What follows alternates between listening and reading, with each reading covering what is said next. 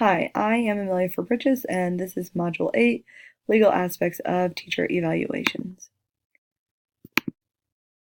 To begin, teacher evaluations. What is the purpose? The purpose of evaluations has always been to give teachers feedback and to hopefully suggest ways to them on how to be more effective in a classroom and be more effective to their students, and to how to improve student learning. The federal government in teacher evaluations is limited. They cannot influence teacher evaluations. Test scores can't be used against teachers in evaluations. They're protected from that. Also, the Secretary of Education can determine the effectiveness of a teacher and cannot prescribe evaluation aspects. That is simply left to the state. Provisions in advocacy. States are responsible for defining teacher effectiveness.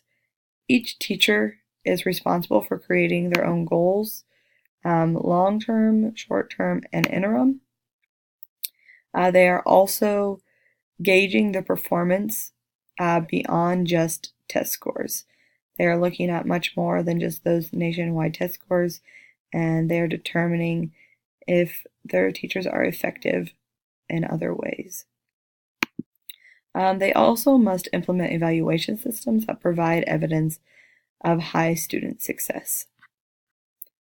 With advocacy and bargaining, when it comes to this, the idea of the rights preserving provisions, not the rights creating provisions, was super important. And once again, the advocacy and the bargaining changes from state to state. Those laws vary. But something that's very important to this is teacher unions, and this can be nationwide.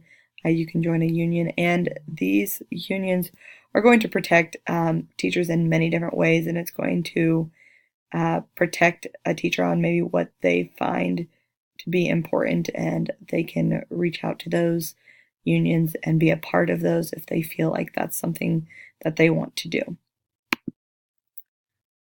The change in teacher evaluations. Teacher evaluations have evolved over the past couple decades, especially.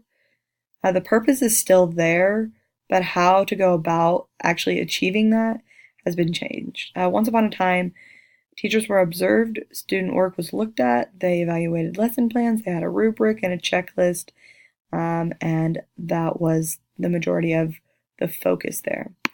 Those things are still done in a lot of ways, but I thought this quote just really summed up what the purpose of evaluating teachers is. A wave of new research on teacher quality, philanthropic interest in boosting teacher effectiveness, efforts by advocacy groups and policymakers to revamp state laws and evaluation, and political pressure to dismiss poorly performing teachers ultimately defines the purpose and the goal of evaluating teachers in education today. They still have a hard time quantifying if a teacher is effective or not, but the purpose is defined well within this quote. Teacher evaluations in my building. To begin, the first 2 years upon arrival in the district or in the building are the most intense as far as evaluation goes. Each semester of those first 2 years, you will have a formal evaluation and then do informal. With that formal evaluation, that will come after the informal. The informal will be unannounced visits from the principal, and it could come at any time, and it's for probably half of a class period, not a full class period. And then a formal evaluation, the principal, and you schedule a time for him to come in, and he will sit in, or he or she will sit in for the entire class period. Before either of these are done, you'll meet with the principal and you'll fill out a pre-evaluation form, and you'll discuss what it will look like and what's being done. And then, of course, once you finish each these evaluations, the one informal and the two informal, they will get together and they will discuss these things and go over what went well, what went poorly, and what can we do about that. And then in the third year, it looks the same, but instead of each semester having these evaluations, you just have them throughout the year. So you have one formal and then two informal. And then after that, after you get to that fourth year within a district, you'll be on 3-year rotations. So every 3 years, you'll have one formal and then two informal, and that paperwork in those meetings will continue to look the same. With each informal, the principal has the opportunity and should let the teachers know this went well, this did not, communicate, give feedback, whether or not he's meeting with them or not, but he's communicating with them. I believe with teacher recourse, since there are several different ways you're being evaluated, you're giving multiple opportunities for the principal to see you and for the principal to be proactive rather than reactive. He can communicate things and you have the opportunity to change things before it's too late. So how can I help you before I have to say, nope, you're done, you need to be out. Court case. So the court case, Leaf et al. Versus Clark County School District, they argued that teachers who were tenured, who got 2 ineffective evaluations, could be terminated without due process.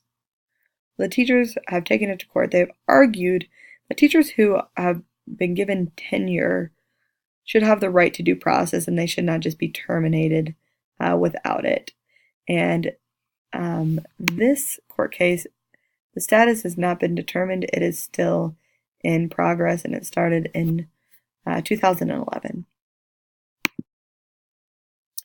As a future leader, I just think it's super important, first and foremost, to protect myself. And by doing so, you must know the laws inside and out and truly understand what you have the right to do, what teachers have the right to do, and how they can protect themselves. So therefore, you have to protect your teachers. You can't do them wrong. You need to follow the process and be honest and lawful about it. So, most importantly, you need to thoroughly understand the laws. But I also think it's important that you communicate that to the teachers.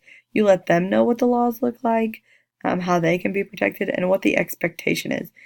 Communication is super important. You need to warn a teacher. If you're experiencing a teacher who is struggling, you have to make them aware of what the fate could be, and what the expectation is, and how they can change that fate and what they can do. I believe it is just super important to be honest and upfront and know those laws so you can, in the end, communicate them. So that is what I have for Module 8. Thank you.